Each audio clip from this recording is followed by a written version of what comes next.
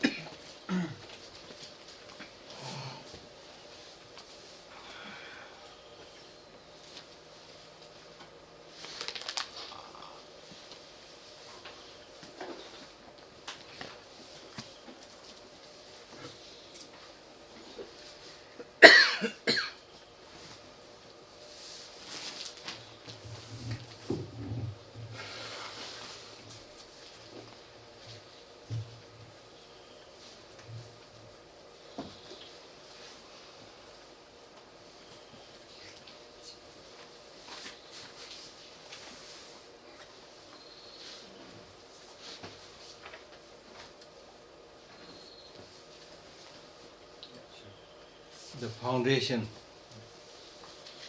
foundation of Dharma practice is whether you have a good mind or a bad mind. That's the foundation. If you have a good mind, then you are already on the good track. So you are already on the path. If you have a bad mind, then the foundation is not there.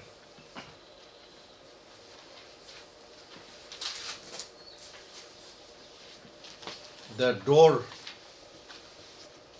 to Dharma practice is proper listening to the teaching. Just as when you want to come into this house, you come through the door. So similarly, the door and entrance to Dharma practice is proper listening.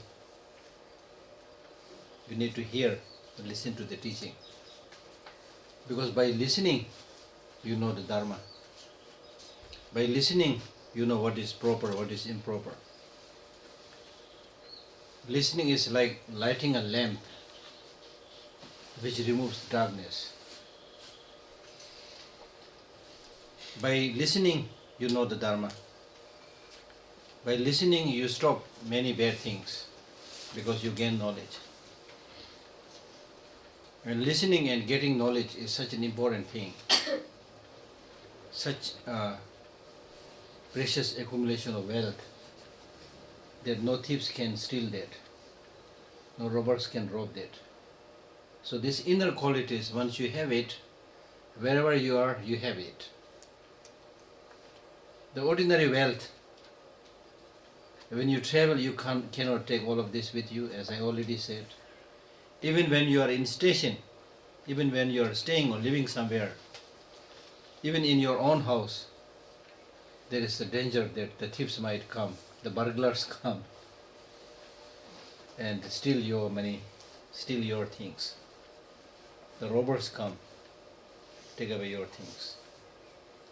Or in the form of different things, tax collector, government agencies, friends, relatives. Many people come in different forms and they take away your wealth. You see? But inner qualities, the knowledge you have, government cannot tax that. Is there a system where the government says, oh, you have so much knowledge, Now we will tax you. They cannot say that. Thieves cannot steal. Robbers cannot rob. Wherever you go, that knowledge is there. It will not become excess baggage. You see? That's the beauty of this inner knowledge, inner quality. You see? And you will be respected everywhere when you have proper knowledge, education, and especially kind heart. You will be respected and welcomed everywhere. You see? Like in my own case, I'm not somebody that has great knowledge or great compassion, great experience. You may be thinking so, but I am not somebody like that. But one thing based on my own experience is that I'm a little bit stupid. So when I was in the school, I do not have much courage to do many naughty things. I just study. So sometimes a little bit of stupidity is good. When you're too clever, you end up doing so many things. So I studied well, and I could always get good marks in my school, always top. So very successful. After I left my school, I joined a monastery, again studying very well. And then around that time, many people, they go to America, Canada, so many, there are better opportunities, things like that. But I'm stupid, so I just remained in the monastery in India. Then I went to work for 2.5 hours in Tibet Culture Center in Delhi, also doing my job there. Not trying to do more than what I am asked to do. Then after I did, I joined His Holiness office and worked in his office for 17 years. Traveled with him to many, many countries.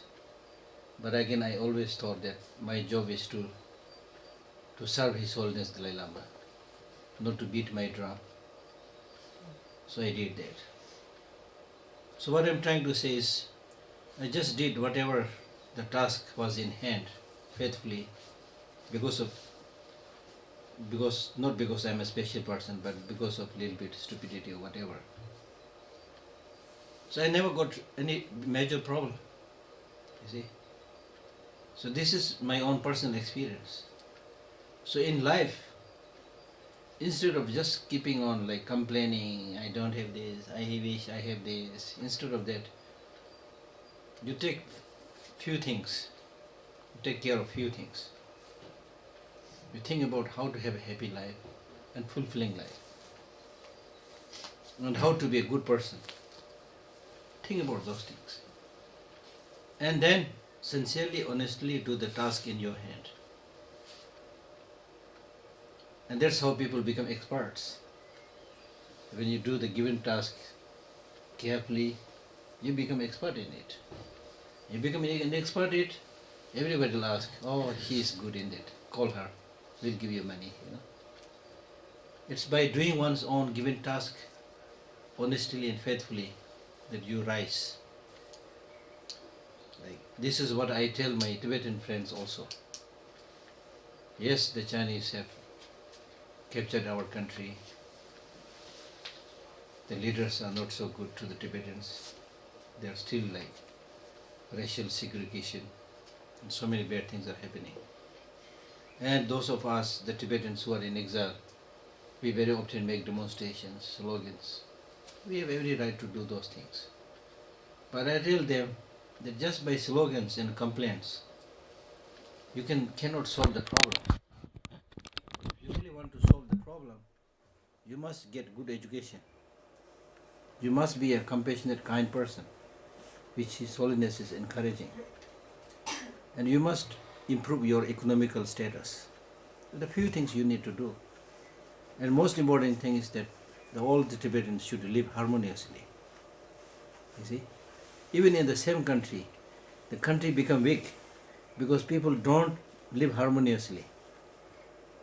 More damage is done by infighting rather than the damage done by the enemy outside.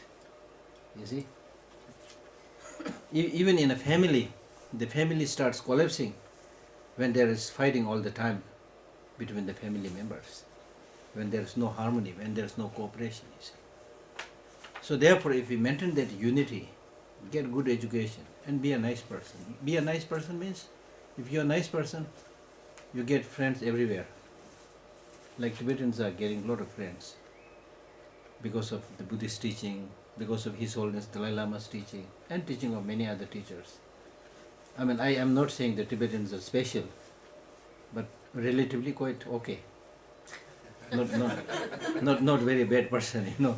So because of that, we get friends, you see. We get supporters. So even in very difficult times, when you have friends, you know, it's a big consolation. It's a big encouragement. It's a big inspiration. So therefore, in life, it is not just material accumulation.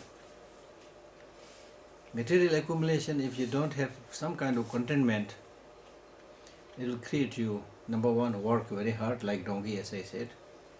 Two, you will never get time to do anything good, always running for money. And then you will not know how to use that money. So you keep on working, thinking that one day I will take rest.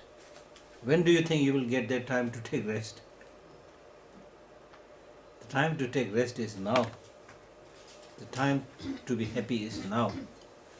Every day you should be able to relax and be happy while doing your job. Okay? So that's very, very important, especially in today's world, when people are really like running too much, more than needed. In ancient times there was no aeroplane, no car, no train, nothing, but still people managed to do their work. Now you go by foot, impossible to reach to your workplace. You go by car, also slow. Go by train, also slow. You fly, also slow. So now people are thinking about more and more quick means of communication. So running too much. And we are trying to run equal to the speed of the machines. Can you do that? We are not machines. So we can run equal to the speed of machines. So if we try to do that, it will lead to exhaustion, tiredness, unhappiness and so forth. So therefore, since we are living human beings with all these sensitive emotions, it is most important to address these emotions, balance the emotion. And once you are able to take care of your mental attitude, your emotions, wherever you go, you will be happy. If you don't know how to handle it, then one day you are very happy, ha ha, he he, hoo hoo hoo. The next day you are so sad, you know. Life should be like this. Not too much up, not too much down. It should always be like this. In all situations, it should be like this. If too much up, too much down, then headache, blood pressure, everything comes. You know that very well. Okay? So therefore, the foundation of Dharma practice is to have a good mind. And the gateway to Dharma practice is to listen to the teaching. And the essence of Dharma teaching is, the main subject matter of Dharma teaching is compassion and wisdom. Compassion and wisdom. That is the heart. That's the main teaching of the Buddha. Compassion and wisdom. Which means it's important to have wisdom, means it's important to have very good education. The right education. Not the wrong education, right education. That education must be balanced by a good heart, compassion. If you have love for others, if you have compassion for others, at the same time, if you are an educated man, particularly if you have a lot of wisdom, then you can really make your life happy and peaceful, and you can also help others. If one of these is missing, it's just like a bird with only one wing, cannot fly. If you have a lot of concern and feeling for others, but if you are illiterate, have no knowledge, what will you do? You only feel upset. There's nothing much you can do. So you must have education. Even if you have a lot of wisdom, a lot of education, but if you don't have feeling for others, then you might invent a destructive nuclear bomb. People who invented destructive nuclear bomb, they are very intelligent, they have education, but I don't know about their heart. So many of these destructive things that is happening, people who invented these destructive weapons, they are educated, they are intelligent, but they have not much concern for other people's life, you see. So therefore it is important to have both of it. And not only that, in your ordinary life also, you should have compassion, love for others. This does not mean to say that you let others bully you. This does not mean to say that you let others exploit you. Many people think compassion means weakness. Oh, compassion, patience means weakness. Oh, Tibetans can only practice patience and compassion. What else they can do? They lost their country. Some people think like that, but that's wrong. That's misunderstanding of patience and compassion. Because the greatest courage is needed when you practice compassion. Like for example, when the enemy is charging you with destructive weapons and you are trying to face them without weapons, isn't that courage? If you have weapons, you don't need, especially in today's world, you don't need much courage. You use these very sophisticated machines, you sit in a nice air-conditioned room and watch the screen and see the enemy where it is moving and push the button. You don't need any courage now. In ancient times you needed courage to fight, you see, because you take sword and face to face you fight, you need courage. But today you don't need courage. So that's not courage. Courage is when you are able to stand for the right, even in the face of threat to your life. And with compassion. Okay, so compassion means great strength. And the practice of non-violence, when we talk about non-violence, it is not just absence of violence. It means active practice of compassion, which is also should be based on wisdom, understanding. Why we need to show compassion to others? We need to show compassion to others because we are all connected. Wisdom sees that we are all connected. We are all interrelated.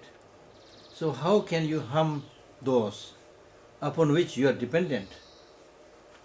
Like for example, my leg and my hand are dependent on each other. But if my hand goes on harming my leg, who will suffer? Not only the leg, but the hand will also suffer. Because they are interrelated, they are interconnected, they are dependent upon each other. They are separate. Leg is not hand, hand is not leg. But still you help each other. Why? Because they are interconnected, interrelated. So similarly, we are all different parts of the body. We are interconnected, interrelated, and especially in today's world, because of the speed of communication, speed of technology, we are all now brought together. We are all brought together. Israelis are now found everywhere. Tibetans are also found everywhere, you see. See? So therefore it is complete stupidity to ignore the well-being of others. So therefore, in your daily life also, if somebody without any reason bullies you, exploits you, you can stand for that. You can be tough. You can be tough. But that does not mean that you should have this feeling of hatred. You can be tough with love. You can be tough with affection. And in fact, if you face that problem by being tough and by having that love and compassion, you can be the winner because you will be saying the right thing. You will be doing the right thing. It's not done out of hatred. It's not done out of, without any reason. Okay? So those people who don't have the reason to support them, normally they get angry first. Those people who have reason, they will normally remain more calm. No, no, no, don't get angry. This is the reason why I did this. I will explain to you. Then other people who had no reason, they say, shut up! Because they have nothing else to say. You see? So therefore, if you have love, if you have compassion, if you have understanding, then you can fight against the wrongdoings. You can be tough, but without negative emotion. Like even when two people fight, two people are fighting, if the other one is very, very angry, to be angry means to be mad. When that other person is very angry, then he is not sure whether he is able to hit the enemy or not. You see, he will miss the point, he will miss the target. But the other one who is not so angry, he can just see how he is hitting, With the calmness of mind, he can just avoid all the wrongdoings because his mind is cool. And then next time if you have to go to a court, you have every reason to say that I didn't do anything. The other person, out of blindness, might have used a knife, might have said many, strange things. So he cannot withdraw all those things that he has already done. So he will be the loser. So in this way, you should see how these inner qualities are good for you in all times of difficulties. You see? So don't misunderstand these teachings by thinking that these teachings can be practiced only by people who are weak. I remember very well one time when I was in Israel, I gave a public talk in Jerusalem. There were 200, 300 people. So after the talk, a very tall gentleman came to me outside. He said, your talk is very good. So I remember he's with white cape here and very tall. He said, your talk is very good, but here you cannot practice this. Here people understand the language of the gun. He told me this, you see. So because of the situation, he thinks like that. But in the long run, that's not the solution. That's not the solution. Because you can always talk. You can always talk. And unfortunately, what is happening in the world today is they immediately try to destroy the other, fight. They fight and fight and fight, and then thousands are killed on this side, thousands are killed on other side. Then they say ceasefire. Too late. Why don't they think about these things much in the beginning? When much destruction is done and helpless on both sides, then they say ceasefire. You see? When His Holiness the Dalai Lama, when the problem was happening in Iraq long time back, during Saddam Hussein, and some people said,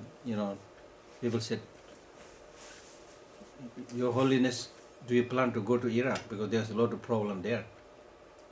He said, what can I do there? They should have taken care of this problem right in the beginning when it was happening. When it was small, at that time if people had taken care of it, this problem will not arise. Now when both the sides are mad, they are not ready to listen to anything, then what will you do? Nothing much you can do. So therefore it is important that right in the beginning, many of the social evils that we see today is the outcome of how we educate our children. You see?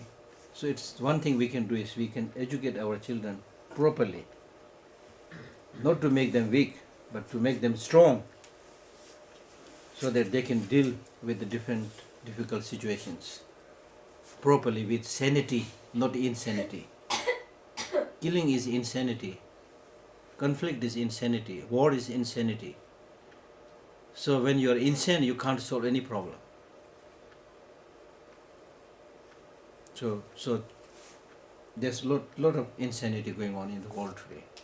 So these teachings are to make people more sane and stop the insanity. So therefore we were talking about this preliminary practices. We spoke about importance of human life, preciousness of human life. We spoke about impermanence. Now the third point, the preliminary practice is law of causality, karma. And I have briefly explained this earlier with the example of the shadow of a human being and the shadow of a bird. So whatever you do, positive, negative or neutral, the result will follow it. You cannot escape. Even if you try to be very, very clever, you can cheat the police, you can cheat the law of the land, but you cannot cheat the law of karma. Because you are involving your mind with whatever you are doing. And when you involve your mind, it leaves an imprint. You form a habit, and that habit, that imprint, will have its consequences. That's how the law of karma functions. So there's no cheating. This is the law of nature. So you need to understand this properly. And look at for example, if you want to get mango, you need to plant mango seed, not orange seed. From orange seed you can't get mango fruit. So this means whatever seed you sow, accordingly it will give the fruit. Okay, this is one example.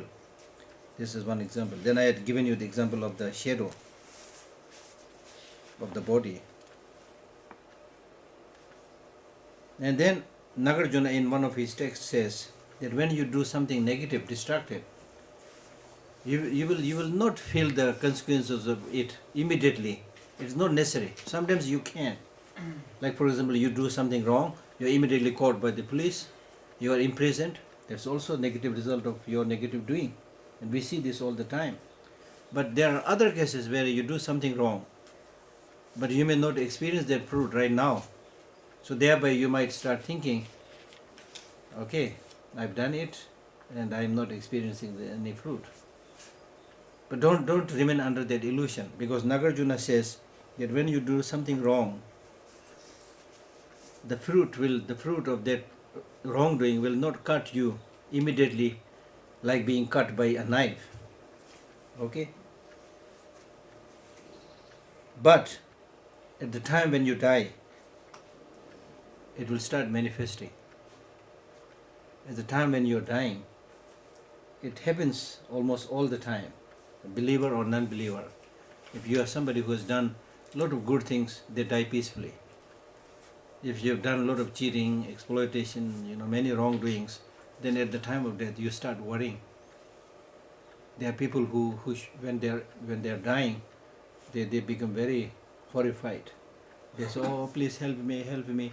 I'm now falling into the pit of fire." People get all these experiences, and some people they say, "Oh, I'm feeling very, very cold. Please put some blankets on me." You put many, many blankets, still he feels cold. You see, so these are the signs that people have started experiencing what they have done. You cannot escape that. Okay, you cannot escape that.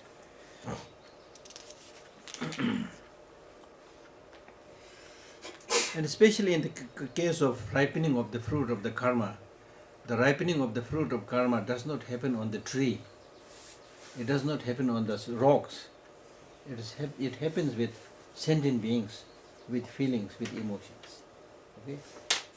So we are the ones who will experience the fruits of what we do.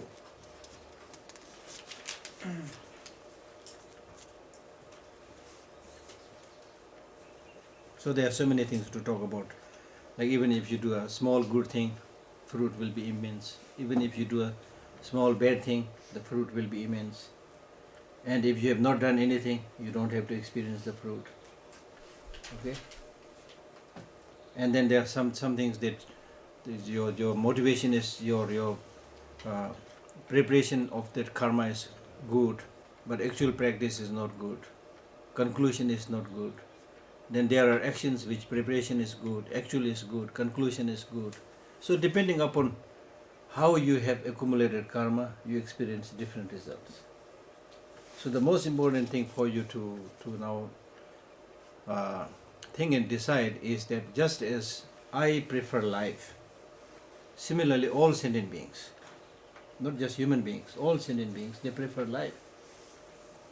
If you look at these insects, mosquitoes or ants, You will find them running most of the time. Don't you see? Just as we are busy, they are also busy. They are running all the time. Why do you think they are running?